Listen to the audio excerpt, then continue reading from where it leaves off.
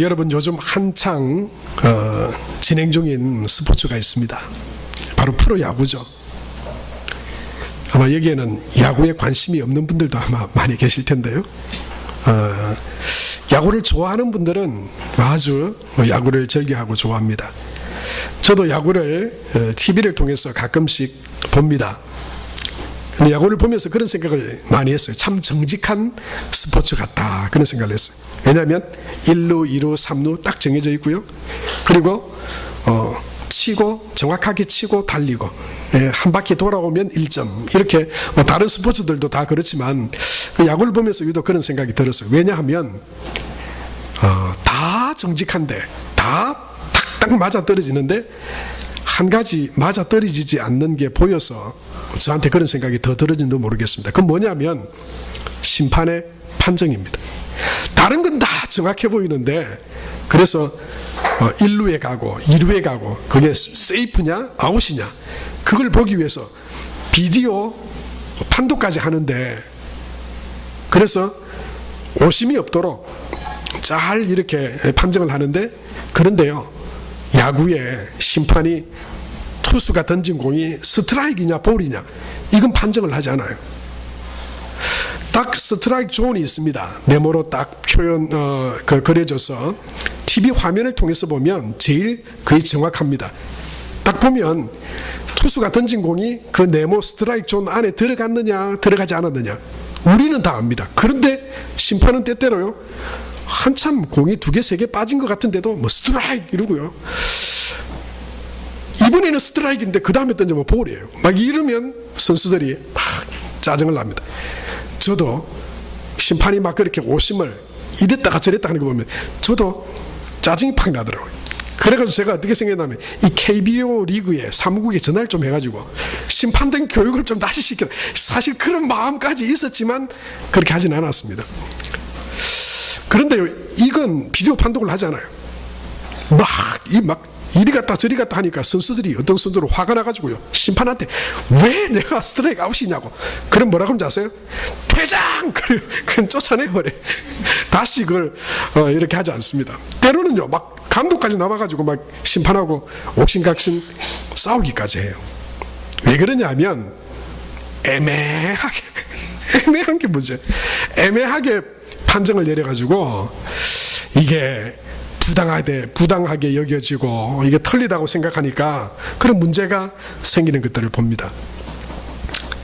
여러분, 우리 신앙생활도 사실 정확합니다. 성경이 우리에게 말씀하시는 구원의 길, 그 정확합니다. 하나님의 은혜로 되는 것이다. 사람의 노력이나 선함이나 착함이 아니다. 하나님의 전적인 은혜로 우리가 구원받는 것이다. 그리고 구원받은 우리가 이 땅 가운데 살아가면서 하나님이 주시는 은혜와 복은 무엇으로만 누릴 수 있느냐? 그건 오직 믿음을 통해서만 하나님의 은혜와 복을 누리게 된다.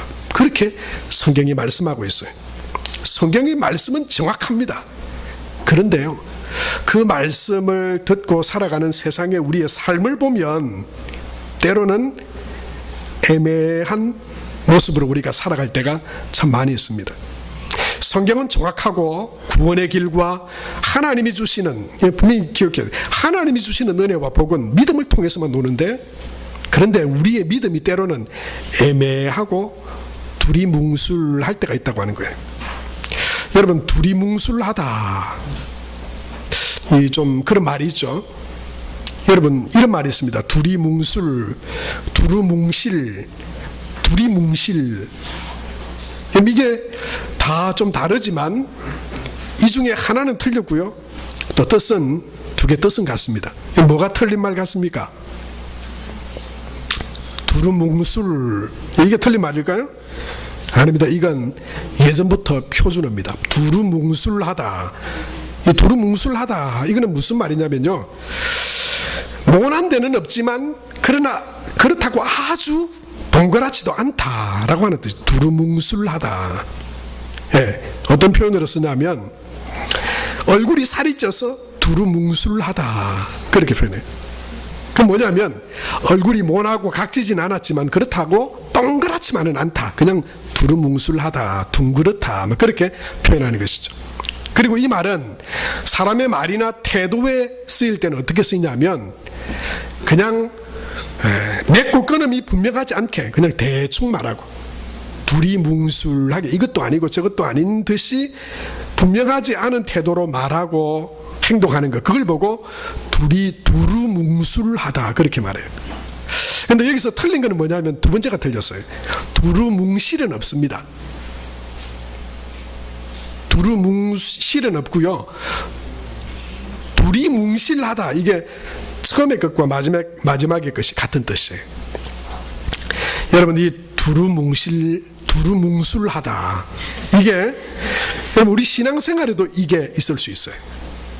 내가 분명히 하나님을 믿는다 그러는데 분명히 구원은 은혜로 받고, 그리고 이 땅 가운데 하나님의 자녀로 백성으로 살아가면서 하나님이 주시는 은혜와 복은 믿음으로 말미암아 받는다고 그러는데, 그런데 우리의 믿는 태도가 때로는 두루뭉술할 때가 있습니다. 두리뭉실할 때가 있다고 하는 것입니다. 요한계시록 3장 20절에 보면 우리가 어떤 성화 그림하고 같이 잘 아는 그런 말씀이 있습니다. 볼지어다 내가 문 밖에 서서 두드리노니 누구든지 내 음성을 듣고 문을 열면 내가 그에게로 들어가 그와 더불어 먹고 그는 나와 더불어 먹으리라. 아직 이 사람에게 예수님이 들어간 겁니까? 안 들어간 겁니까? 안 들어간 거잖아요. 문 밖에 서서 두드리고 있는 상황이잖아요. 그런데 어떻습니까? 밖에서는 문고리로 열지 않아요. 안에서 문을 열어줘야 예수님이 들어가십니다. 여러분, 신앙생활 할 때 두루뭉술하다, 두루뭉술한 상태가 어떤 상태일까요? 이 상태로 계속 머물러 있는 거예요. 그 주변만 맴도는 거예요. 아직 주님이 내 안에 완전히 들어오시지 않았어요. 그냥 그 주변만 맴돌고 있는 그런 상황일 수 있습니다. 여러분, 오늘 이 요한계시록 3장 20절 말씀이 어떤 교회와 누구를 향한 말씀이냐 하면 요한계시록에 나오는 라오디게아라고 하는 교회를 향한 말씀입니다. 이 라오디게아 교회, 이 교회가 두루뭉술한 교회였습니다. 이 교회에 주님께서 이렇게 말씀하셨습니다. 차든지 뜨겁든지 해라. 네가 차지도 않고 뜨겁지도 않다. 이 무슨 말입니까? 두루뭉술하다. 이것도 아니고 저것도 아니고 믿는 것도 아니고 아닌 것도 아닌 것 같고 믿는다고 하는 것 같은데 그 주변만 만들고 있어서 그 구원의 은혜도 믿음 안에 주시는 복도 누리고 있지 못한 그런 상태로 지나가고 있지는 않느냐라고 하는 것입니다. 여러분, 혹시 이렇게 생각하실 수 있어요. 목사님, 그러면 어때요? 그런데요, 그 뒤에 무슨 말씀이 나오냐면 차든지 더웁든지 하라. 그렇지 않으면 이렇게 말씀하죠. 내 입에서 토하여 내버리리라, 그렇게 말씀하죠. 이건 심각한 문제가 되거든요. 우리의 믿음이 그냥 두루뭉실한 채로 그냥 그 주변만 맴돌고 있는 그런 모습이라면 그것은 주님이 그냥 토하여 내치리라고 말씀하셨어요. 그것은 은혜도 복도 없는 믿음의 삶인 것이죠. 그래서 믿음은 중요합니다. 오늘 설교 제목이 무엇을 믿습니까? 라고 하는 것입니다. 여러분, 저와 여러분이 오늘 하나님 앞에 예배 드립니다. 무엇을 믿기에 우리는 예배를 드립니까? 우리는 이 예배를 통해서 하나님 앞에 무엇을 기대하고 있습니까? 어떤 자세나 마음으로 하나님을 예배하고 있습니까? 여러분, 그것은 믿음이 되어야 합니다. 믿음으로 하나님을 예배하고 믿음으로 하나님 앞에 나아갈 때 그 예배가 살아있는 예배가 될 수 있고, 그리고 그 믿음의 예배는 하나님의 은혜와 채우심과 복으로 우리 가운데 임하게 될 것입니다. 믿음은 생각으로나 마음으로만 믿는 것이 아닙니다. 말로만 한다고 믿는 것이 아닙니다. 그 사람의 인격이 말로 나타나고 행동으로 드러나지만 그의 삶을 보아야 그의 인격을 알 수 있습니다. 마찬가지로 우리가 드리는 예배도 마찬가지입니다. 말이나 어떤 행동으로만 아니요, 그 사람의 삶을 보아야 합니다. 그것을 우리는 전인격이라 말합니다. 여러분, 오늘 예배 드리면서 저와 여러분이 오늘 예배자로 하나님 앞에 나와서 예배 드리면서 지금 예배 드리고 있는 나의 믿음이 온전한 믿음인가? 나는 정말 무엇을 믿고 지금 하나님 앞에 예배하고 있는가? 그리고 이 예배가 정말 나에게 복된 예배인가? 여러분, 우리가 그것을 깊이 생각해 볼 수 있게 되길 바랍니다. 사람은 머리와 마음과 몸으로, 행동으로 그렇게 살아갑니다. 우리의 믿음도 우리의 지식과 우리의 마음과 우리의 삶으로 하나님을 고백하며 믿는 믿음으로 따라갈 때 그것이 온전한 믿음이 될 수 있습니다. 우리의 믿음도 그냥 단순히 말로만, 생각으로만 내가 동의한다고 그게 믿음이 되는 것이 아니란 말입니다. 그냥 예수님을 생각하고 찬양할 때 내 마음이 뜨거워진다, 감정적으로 내가 뜨거워진다고 해서 그것이 온전한 믿음이 아니라고 하는 겁니다. 내가 교회는 안 다니지만 성경이 말하는 것처럼 그냥 착하고 선하게 살아간다, 그것도 온전한 믿음이 아니라고 하는 겁니다. 지적인 머리로 믿는 믿음이 필요합니다. 머리로 우리는 하나님을 알아야 합니다. 지식으로 하나님을 알고 믿어야 합니다. 하나님이 과연 누구신지, 하나님이 과연 어떤 분인지 정확하게 알아야 하나님에 대한 바른 믿음을 가질 수 있습니다. 하나님이 창조주 하나님이시고 그 하나님이 생명의 하나님이시고 그 하나님이 온 우주 만물과 세상을 다스리시고 섭리하시는 하나님이시고 그 하나님이 구원의 하나님이시고 그 하나님이 죄와 의를 심판하실 심판의 하나님이시고 그리고 하나님으로부터 만들어진 우리가 하나님의 형상을 따라 지음받았지만 죄로 말미암아 구원받아야 할 존재임을 알 때 그것을 알고 믿어야 합니다. 여러분, 우리가 다 믿습니다 해도 우리가 하나님을 어떻게 정확하게 아느냐, 그것에 따라서 우리의 믿음은요 달라질 수 있습니다. 그래서 머리로 믿는 믿음이 필요합니다. 하나님을 아는 머리의 믿음. 여러분, 그래서 처음에 내가 예수님을 믿을 때 누군가 전해준 전도지 하나 가지고 내가 하나님을 다 안다, 내 믿음이 전부 다, 천만의 말씀, 오해하고 있는 거예요. 하나님 말씀을 깊이 묵상하고 읽어야 합니다. 하나님을 더 깊이 알아가야 하나님이 정말 어떤 분이시고 그리고 내가 하나님을 정확하게 어떻게 믿어야 그게 바른 믿음이 되는 것인지 믿음 가운데 나아갈 수가 있는 것입니다. 우리 학생들도 성경을 그래서 읽어야 합니다. 성도들도 성경을 읽고 말씀을 들음으로 하나님에 대해서 더 깊이 바르게 정확하게 알아야 합니다. 그럴 때 우리는 우리 머릿속에 하나님에 대한 믿음이 머릿속에 생기게 됩니다. 그런데요, 그것만 있다면, 머리로만 아는 하나님이 있다면 그걸 우리가 보고 온전한 하나님 믿음이라고 말하지 않습니다. 머리로 믿는 믿음이 우리 가슴으로 믿는 믿음이 되어야 합니다. 단지 성경에만 그냥 이론적으로만 존재하는 하나님이 아니라 그 하나님이 나를 사랑하셔서 하나님의 아들 예수님을 내 죄를 대신해서 십자가에 죽게 하시고 나를 살리셨다라고 하는 그 하나님의 사랑이 내 가슴 속에 와닿아야 합니다. 그리고 그 십자가, 그 하나님의 은혜와 사랑을 생각할 때 감사와 사랑과 은혜의 그 마음이 우리 마음 가운데, 우리 감정 가운데, 감정의 믿음으로, 내 가슴의 믿음으로 그 하나님의 사랑과 십자가의 은혜가 우리 가슴에 와닿을 때 우리는 하나님을 보다 더 구체적으로 믿을 수 있고 그 하나님 앞에 믿음으로 나아갈 수 있습니다. 여러분, 머리로 알고 마음에 감동이 있다고 해서 온전한 믿음이 되는 것은 아닙니다.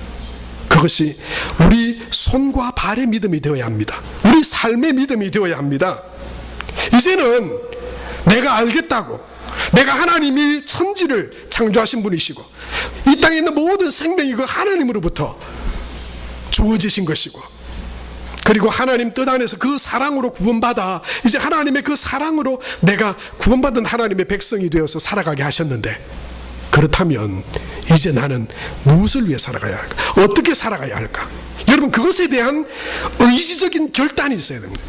의지적인 믿음이 있어야 합니다. 이제 내가 그 하나님이 주신 그 은혜를 믿음으로 말미암아 살아가리라. 할렐루야. 이런 결단과 의지가 있어야 합니다. 내가 이제 하나님을 예배하며 살아가리라. 하나님을 믿는 그 믿음으로 살리라.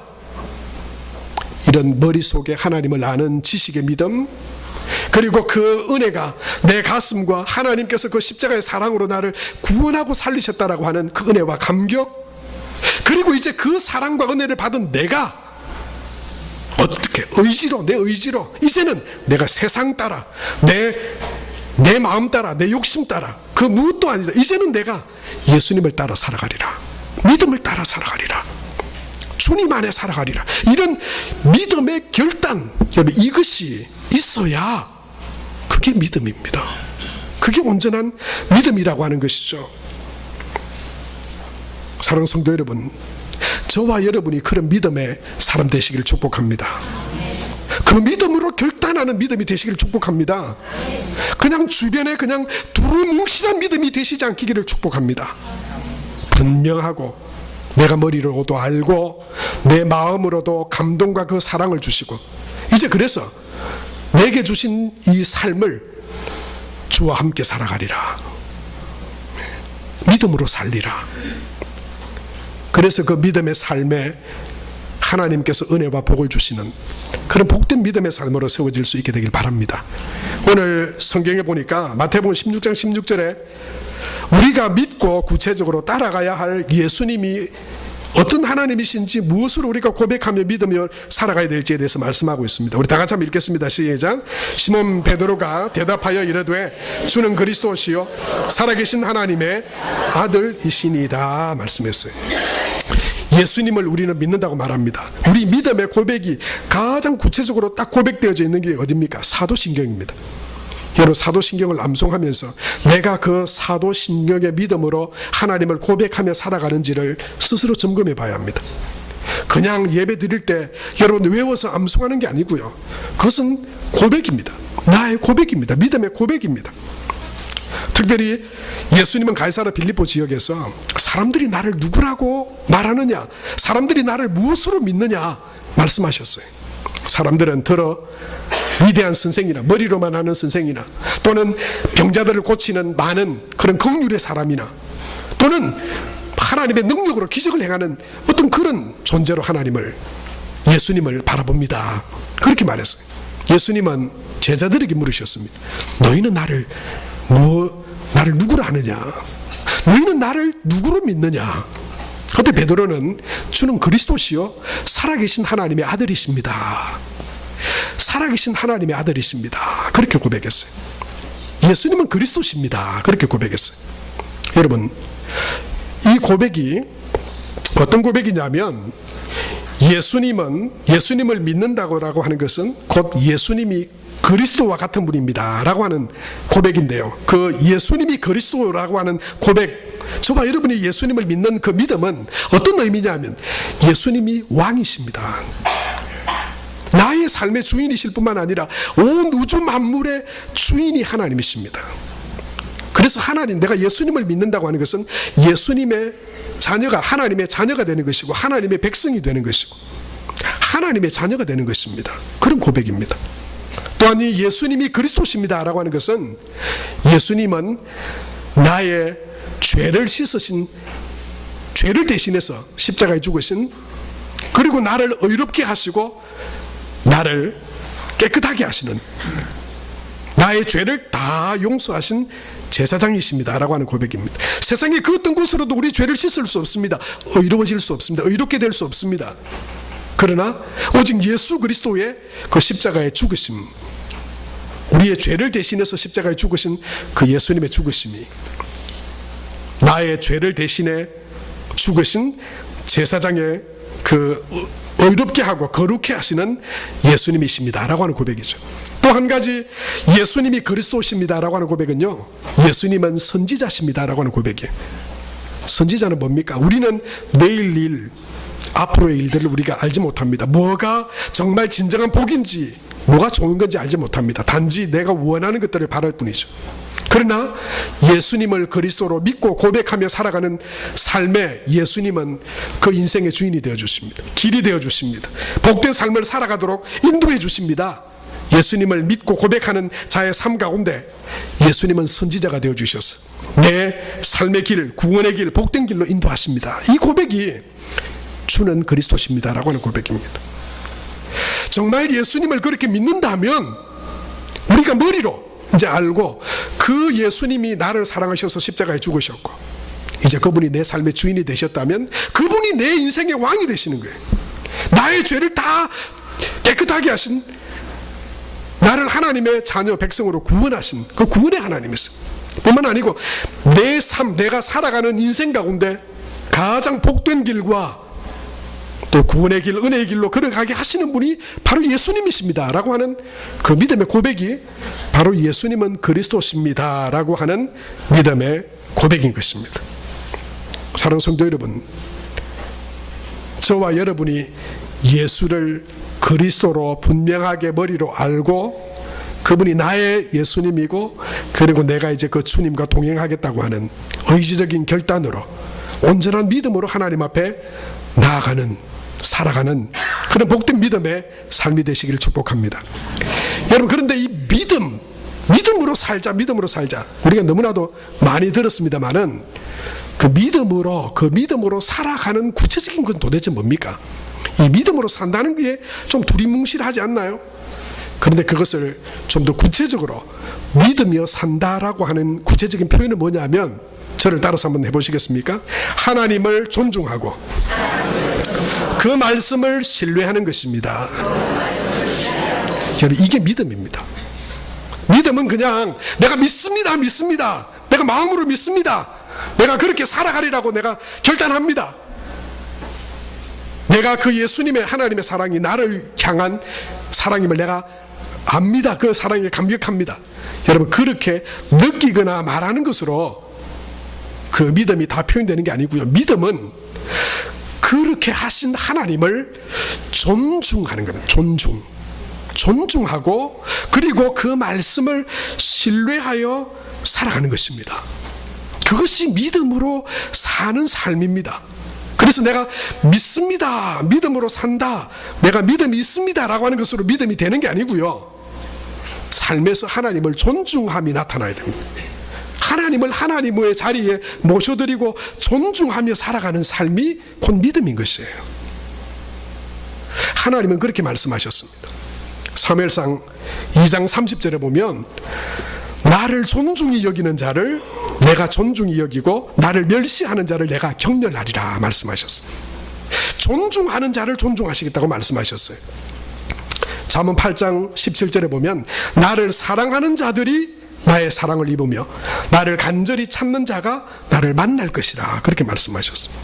출애굽기 20장 6절에 보면 이렇게 말씀하죠. 다 같이 한번 읽읍시다. 시작. 나를 사랑하고 내 계명을 지키는 자에게는 천대까지 은혜를 베푸느니라 말씀하죠. 여러분, 그냥 아니요, 그냥 난 믿습니다 하고 그냥 존중합니다 하고 그냥 이렇게 존중이 그냥 말로 되는 건가요? 아닙니다.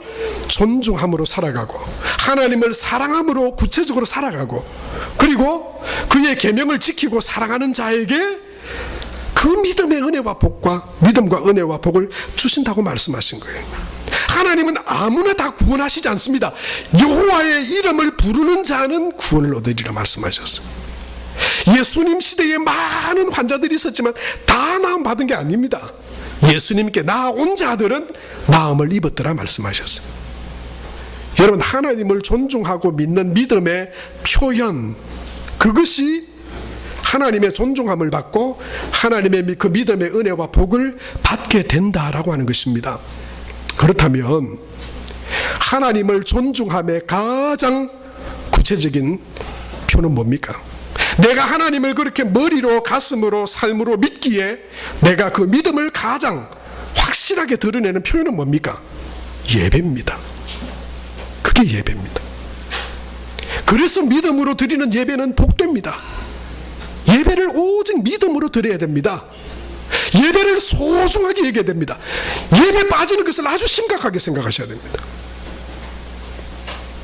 왜냐하면 그냥 주일 성수 안 했다 그래서 문제가 되는 게 아니고요, 하나님께 대한 나의 존중과 믿음을 가장 확실히 확실하고 구체적으로 드러낼 수 있는 것이 예배고, 또한 하나님은 그 예배하는 자들을 찾으신다고 말씀하셨습니다.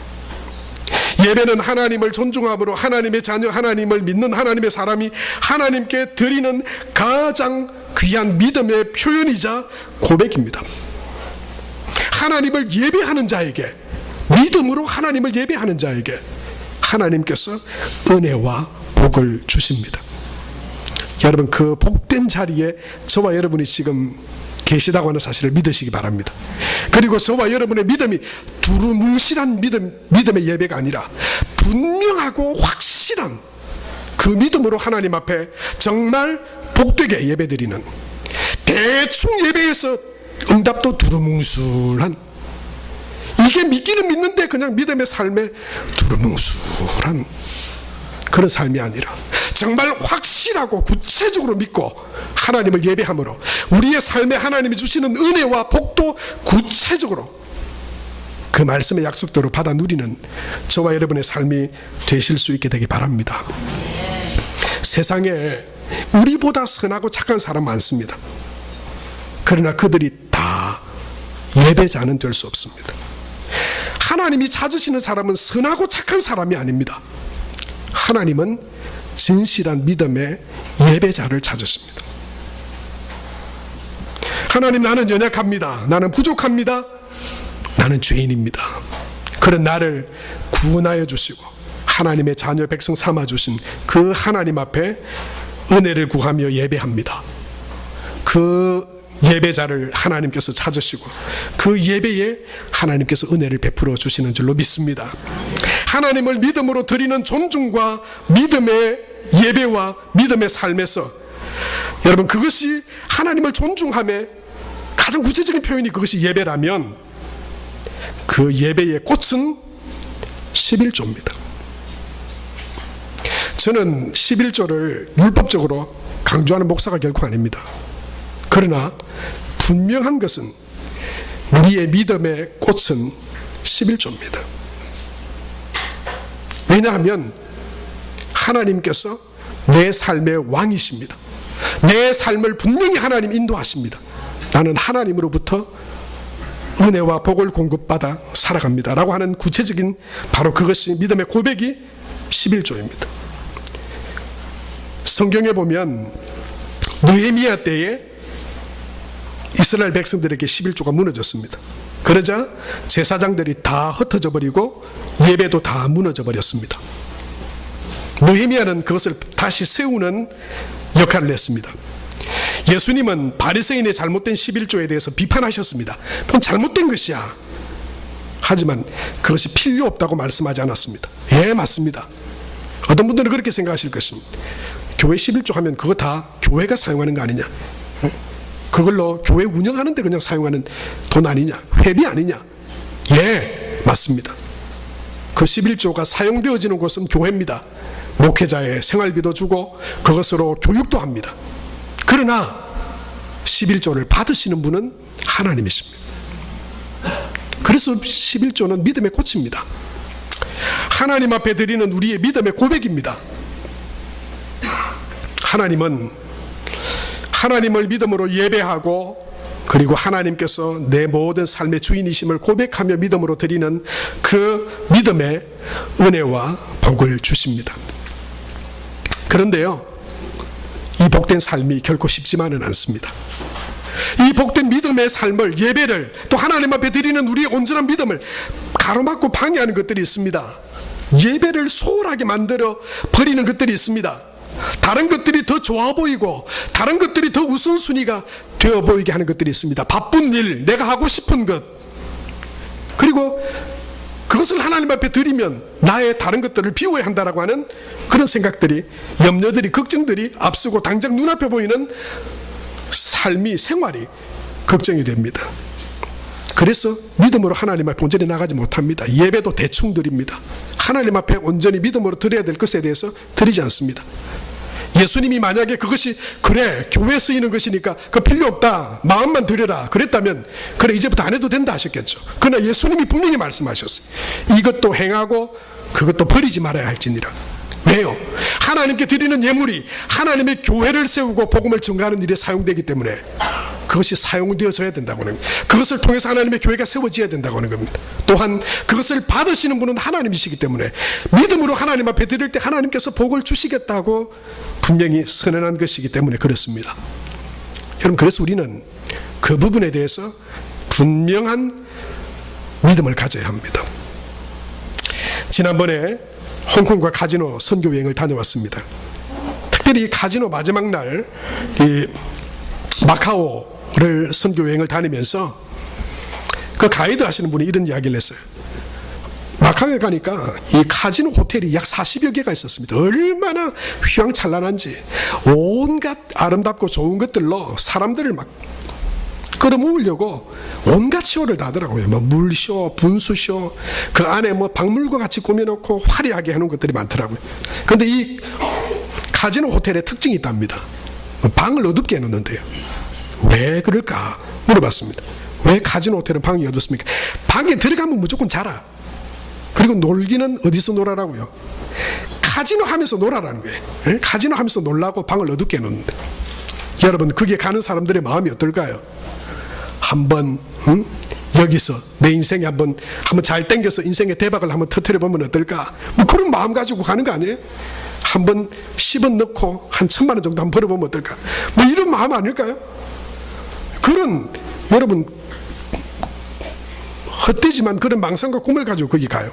그러니까 막 그 사람들을 불러 모으려고, 그리고는 방도 어둡게 해가지고 노는 거는 카지노 가서 놀아라. 방도 어둡게 노는. 여러분, 유리는, 호텔의 유리는 다 통유리로 되어 있답니다. 왜요?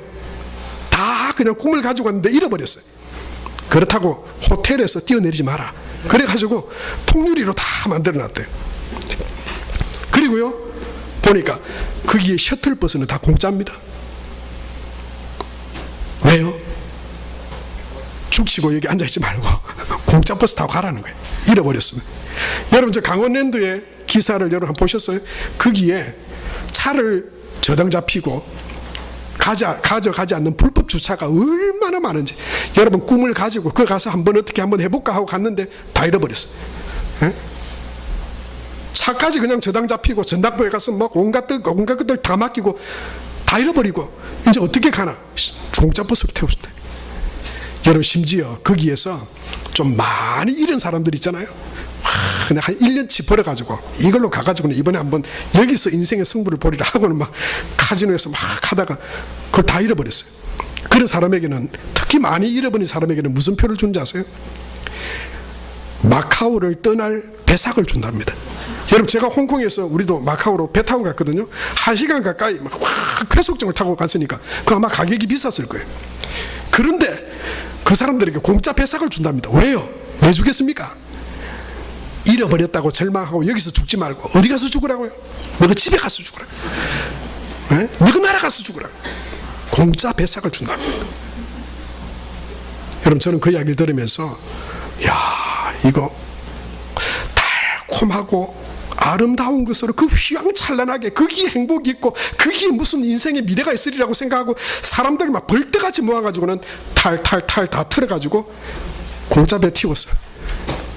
야, 이게 우리 믿음의 삶을 여러분 무너뜨리려고 하는 사탄의 속임수나 그런 계략과 너무나도 유사한 것이 아닌가, 그런 생각이 들었어요. 며칠 전에 우리 구역장 권찰 모임을 하고 점심 식사를 하고 저기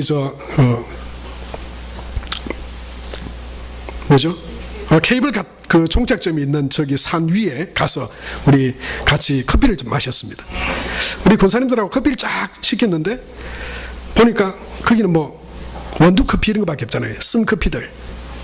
그래서 저는 쓴 커피를 잘 마십니다. 쓴 것도 맛이다 생각하고 쓴 커피도 잘 마시는데 보니까 다른 분들은 그 커피를 반쯤 나눠가지고 뭐 설탕 없냐 막 찾으시더라고요.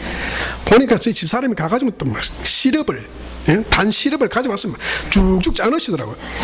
보니까 이게 설탕물인지 커피인지 모를 정도로 아주 막 섞어서 드시더라고요. 그래서 제가 그랬습니다. 취향대로 드세요. 그거 뭐 커피라고 쓴 대로 먹어야 커피입니까? 뭐 커피 맛 하나도 안 나고 막 달달한 그냥 설탕물처럼 마신다고 그게 뭐 대수겠습니까? 그게 뭐 우리에게 큰 의미가 있겠습니까? 여러분, 그건 취향대로 다 하셔도 됩니다. 그러나 여러분, 우리가 하나님을 믿고 하나님을 믿는 믿음, 하나님께서 주시는 구원과 하나님께서 주시는 복은 오직 하나님을 믿고 하나님 믿음으로 하나님 앞에 나아갈 때 하나님께서 주신다고 하는, 이것은 타협할 수가 없어요. 그것에는 다른 걸 섞으면 안 됩니다. 그것에 그냥 두루뭉실해가지고 예배가 뭔지 내가 믿는 것도 뭔지 정말 하나님께 구원받아서 믿음으로 살아가면서 은혜와 복은 무엇으로 받는지 그것도 흐리멍텅이가 뭔지도 모르게 그냥 살아간다면은 우리에게는 믿음의 기쁨도 하나님이 주시는 은혜의 복도 두리뭉술하고 애매한 상태로 우리가 살아가게 될지도 모르는 것이기에, 여러분, 우리는 하나님을 믿는 믿음으로 하나님을 예배하고 믿음 가운데 하나님이 기뻐하시는 바를 행하며 살아가야 될 줄로 믿습니다. 오늘 이 말씀으로 하나님의 말씀을 마치기 원합니다. 고린도후서 5장 13장 5절에 보면 너희는 믿음 안에 있는가 너희 자신을 시험하고 너희 자신을 확증하라 말씀했어요. 저는 오늘 이 말씀을 여러분에게 드립니다. 여러분이 진정 믿음 안에 있는가 스스로를 확증해 보십시오. 정말 그분이 나의 왕이십니까? 그분이 내 인생의 삶의 공급자이십니까? 정말 그분으로 인해서 내가 살아가고 있습니까? 그분을 내 머리로 알고 그분의 사랑이 내 가슴에 와닿고 내가 이제는 그 은혜와 사랑을 받아 내가 예수 안에 살아가리라, 믿음으로 살아가리라, 하나님이 주시는 은혜와 복을 받아 내가 살리라. 여러분, 그런 믿음의 결단으로 살아가고 계십니까? 공동번역 성경에 이 말씀을 이렇게 번역하고 있습니다. 우리 다 같이 한번 읽겠습니다. 시작. 여러분은 자신의 믿음을 제대로 지키고 있는지 스스로 살피고 따져보십시오. 여러분은 그리스도 예수께서 여러분과 함께 계시다는 것을 깨닫고 계십니까? 만일 깨닫지 못하신다면 여러분은 그리스도인으로서, 여러분, 이건 절대 낙제하면 안 됩니다. 세번역 성경에는 실격자라고 말했어요. 두루뭉술하게 살아가는 것보다 어떻게 보면 더 불쌍한 삶은 없습니다. 그 귀하고 복되신 하나님과 그 약속의 말씀을 앞에 두고도 우리가 두루뭉술하게 서 있다면, 여러분, 우리는 믿음의 삶에 구원과 영생을 주시고 우리 삶을 인도하시고 풍성함으로 채워주시고 부족하지 않고 넘치게 우리의 삶을 인도하시는 그 복되신 하나님을 믿고 예배하며 살아갑니다. 저와 여러분의 예배가 하나님을 믿고 살아가는 우리의 그 믿음의 삶이 하나님의 은혜로 채워지고 더 풍성한 것으로 채워져서 하나님의 영광을 드러내게 되는 그런 복된 믿음의 삶이 되시기를 바랍니다.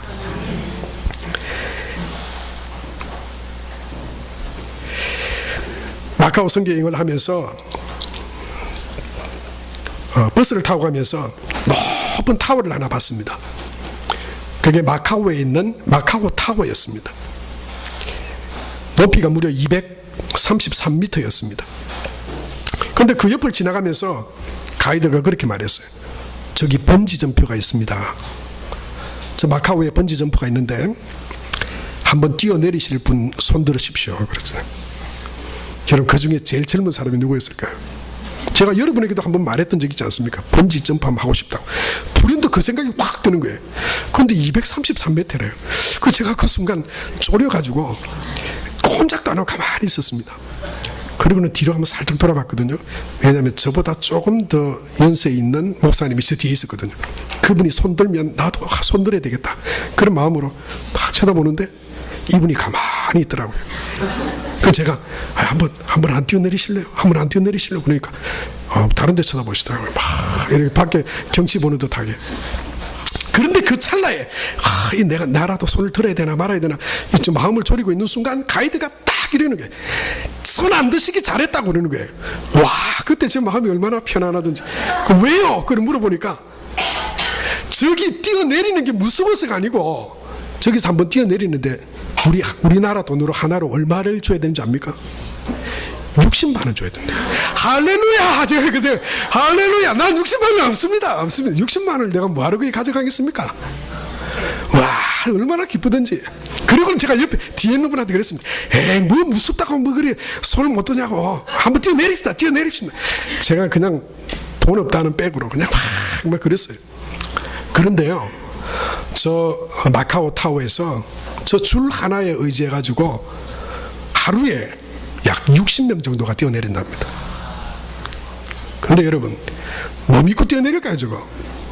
줄 하나 믿고 뛰어내리는 거죠, 뭐. 줄 하나 믿고. 그 줄이 도대체 뭐길래? 지난번에 제가 한번 보여드리지 않았습니까? 어떤 번지 점프 하는데 줄이 끊어져가지고 밑에 추락하는 사람도 있는데. 여러분, 저는 뛰어내리지 않았지만, 비록 돈이 없어서 뛰어내리지 못했지만, 그러나 사람들이 저 233m가 되는 저 마카오 타워에서도 줄 하나 믿고 뛰어내립니다.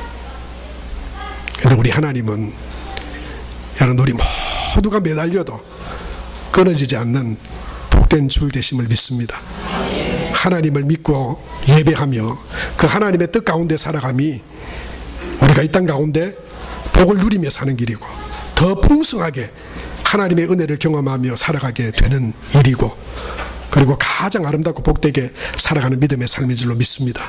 저와 여러분이 다 그런 하나님 믿음 안에 복되게 살아가는 성도와 교회 될 수 있게 되길 바랍니다. 이 시간 우리 함께 하나님 앞에 한 1, 2분 정도 우리의 믿음, 내가 정말 뭘 믿고 지금 예배하고 있습니까? 하나님, 제가 정말 머리로, 가슴으로, 내 의지로 하나님이 하나님 되심을 고백하며 예배하며 복된 하나님의 그 믿음의 사람으로 하나님의 그 풍성하심과 채우심과 내가 채우려 하는 것이 아니라 하나님께서 더하여 채우시는 그 놀라운 은혜들을 경험하며 살아가는 믿음 되게 하여 주옵소서. 이 시간 우리 말씀을 기억하며 한 1, 2분 정도 하나님 앞에 우리의 믿음을 드리고 우리의 고백을 드리며 함께 기도하며 나아가겠습니다. 하나님 은혜를 감사합니다.